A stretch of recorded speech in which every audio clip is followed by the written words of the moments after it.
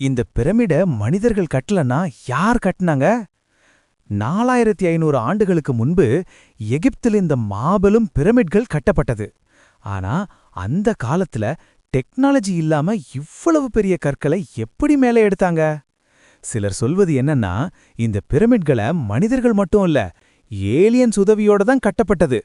ஏன்னா சில நேரங்கள்ல கற்கள் தானாக மேலே உயர்ந்தது போல எவிடன்ஸ் கூட இருக்குன்னு நம்புறாங்க. அதுவும் போதாது, இந்த பிரமிட் உள்ள இன்னும் திறக்காத ரகசிய அறைகள் இருக்குன்னு சொல்லப்படுகிறது. அந்த அறைகள்ல 1000 ஆண்டுகளா தூங்கிக்கிட்டு இருந்த மம்மி இன்னும் உயிரோட இருக்கும்னு ஒரு பயங்கரமான கதை இருக்கு. சிலர் சொல்வது இரவாகும்போது அந்த மம்மி கண்களை திறந்து நடக்கும்னு.